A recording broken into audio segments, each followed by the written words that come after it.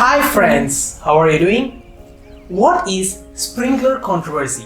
How is Kerala government said to be part of one of the biggest data scams of all time? Is there any reality to it? Let's take a look. Make sure you watch till the end to get a complete picture along with the most recent advancements in this case. This is Sprinklr Controversy in short. Kerala government is alleged of breaching privacy of 175,000 people who are under home quarantine for COVID-19. The allegation is that the government and its officials made a deal with a US-based tech company called Sprinklr to manage and analyze coronavirus patients' data.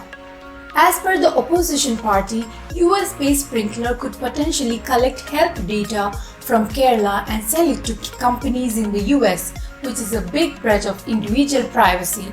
This is in context of Kerala, which has one of the best health facilities in India and one of the highest spending on medicine in India. Now let's take a quick look at this company Sprinklr.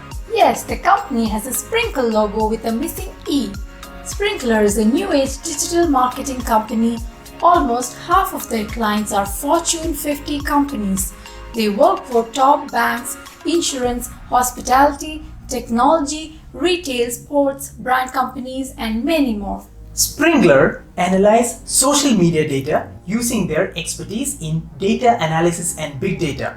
They work on sentiment analysis using their artificial intelligence systems to help large corporations learn about how public feels about the company, their products, and how to influence them. What is sentiment analysis? Sentiment analysis is a part of AI in which millions of public opinions via tweets, posts, reviews, feedback, comments, surveys, etc. are analyzed to conclude whether the sentiment of a customer or public towards something is positive, negative, or neutral. These systems are used for in-depth analysis like why red shoes are selling more in New York City, or how public feels about a newly launched smartphone or the latest McDonald's burger. These data reports and insights are used to train their clients' marketing systems to market based on customers' thoughts, actions, and preferences. Forbes magazine has mentioned Sprinklr as a social media management powerhouse. We gave a detailed explanation in here to point out that Sprinklr is not any small firm. Now, coming back to Kerala, it has very well contained the spread of COVID-19, being a role model to the world. One area where it excelled is contact tracing. As soon as a coronavirus case is confirmed anywhere in Kerala, health workers and administration trace all contacts with the patient since the time he or she was contracted with the virus. A route map is prepared which contains the places and the time he visited.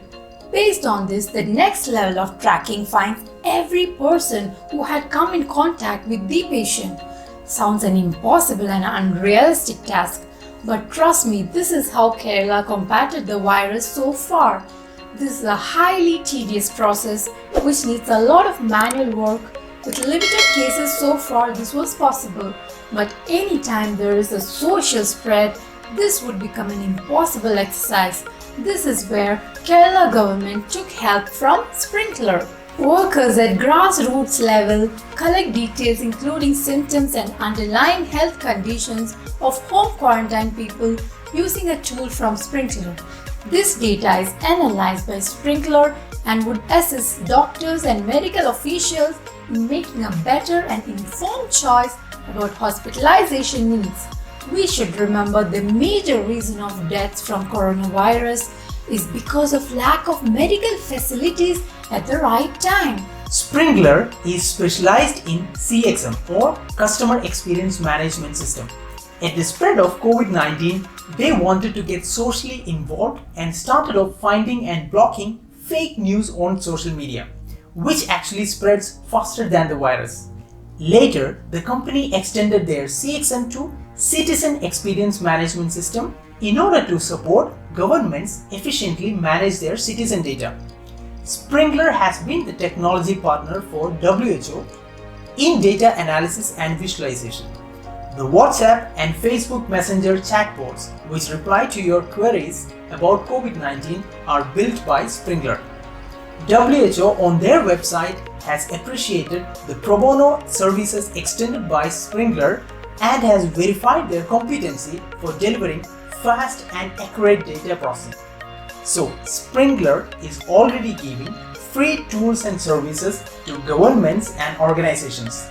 This is the context where Kerala government agreed to take help from Sprinklr. Apart from this, Sprinklr has some more connections with Kerala.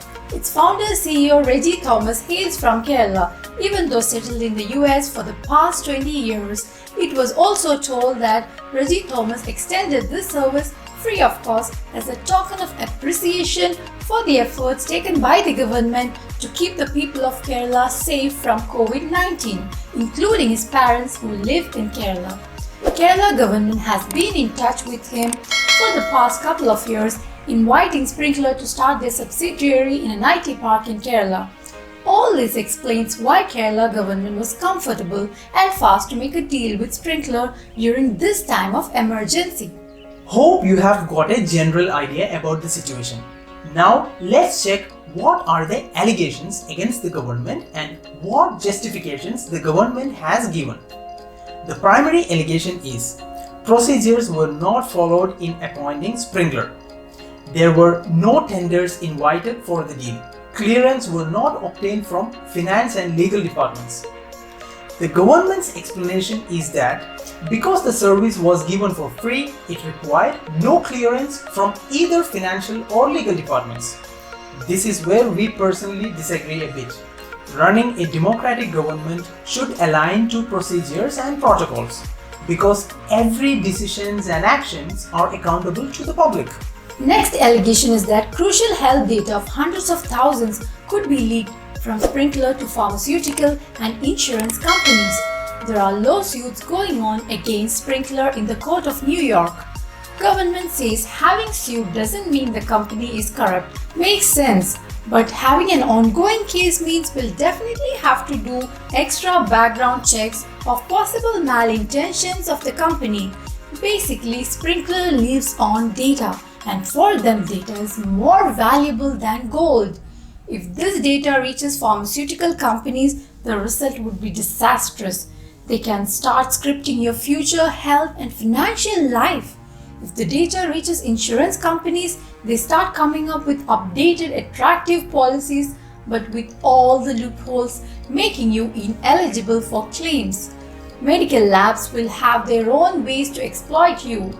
In short, your medical data is something that cannot be taken lightly.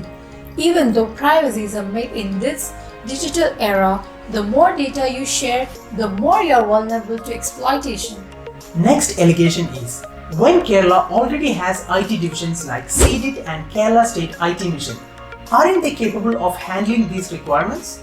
If not possible, why not give the project to an Indian company rather than to a US firm? Kerala government says no. In such a short time, not only government's IT division, there are no companies that could have provided such a reliable solution. Sprinklr already had an out-of-the-box solution and it just had to be customized for Kerala government.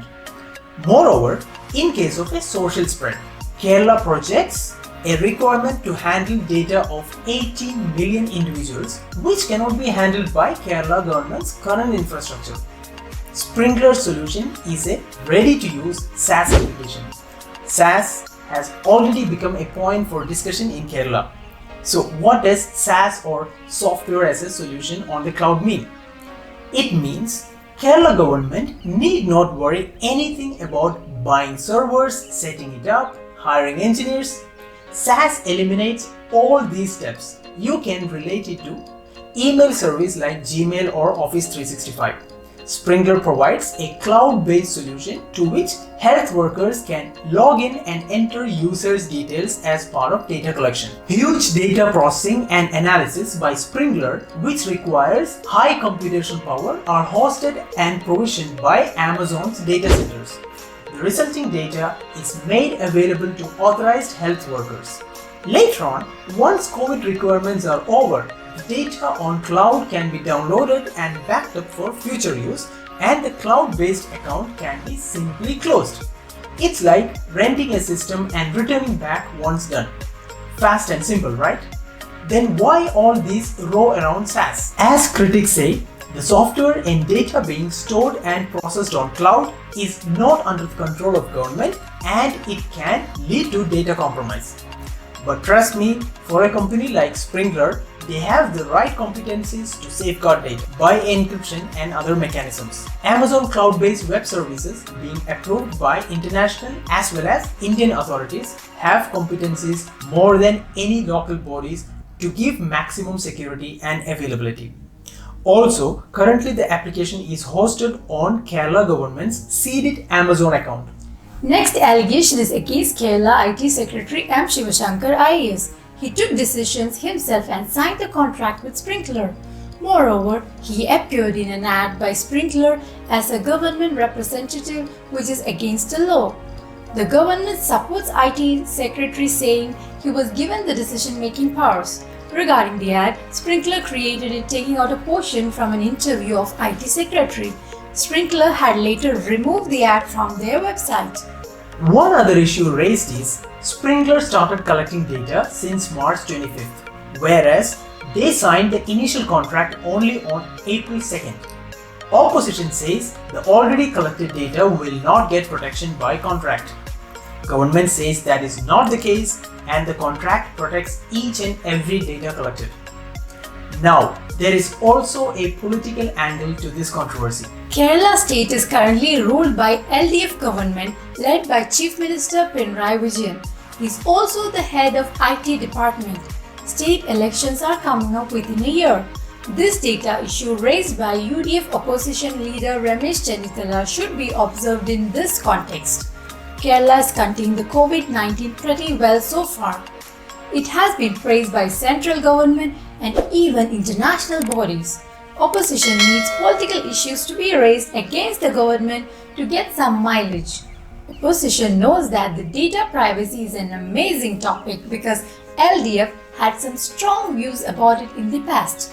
LDF government opposed the BJP-led central government's adhaar policy, mentioning it's a breach into the privacy of citizens. So it's obvious there is a political angle to these allegations. At the same time, we do appreciate the efforts by the opposition in bringing up the matter of the data protection, which is nothing to be taken lightly. Finally, all these complaints have gone to Kerala High Court and the verdicts are as follows. First, data privacy of individuals has to be strictly maintained. Sprinklr should not have access to the identity of individuals.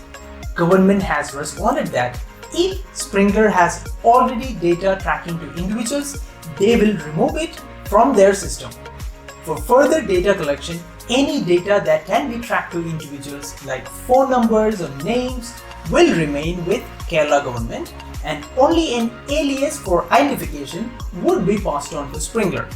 Another instruction is never to use the data for commercial purposes. Appropriate clause has to be added to the contract to ensure Sprinklr doesn't use individuals' information. Third point is, when the contract ends, complete data has to be handed back to Kerala government. Another important instruction is that none of the project's data or contract with government can be used for Sprinklr's advertisement. Furthermore, Sprinklr should never use Kerala government's name or logo for any of their activities. Last but not the least, individuals should be informed that their data will be given for data analysis. The data collection form should have sections to take this consent. As a concluding note, how I see it is like controversies will come and go, but it's the people who needs to be safe and healthy. Kerala had faced an extremely bad flood 2 years back. It was volunteers including fishermen and the youth who came up for the rescue. IT volunteers used Excel, Google Drive and Google Maps to store details and track people. WhatsApp and Facebook were the communication channels. No one was concerned about data protection and privacy because individual lives were more valuable than deciding on whose help we take. Till date, who knows what happens to our medical records collected at the hospitals and clinics? No one stops to take treatments because of this. During an emergency situation, technology needs to be used to its fullest to help and protect ourselves. At the same time, steps should be taken not to be exploited by technology. So friends, let's make the best out of the available technology to help ourselves and others. Share your valuable opinions in the comments below. For more such interesting videos, do subscribe to our channel and click the bell icon. And don't forget to like and share with your loved ones.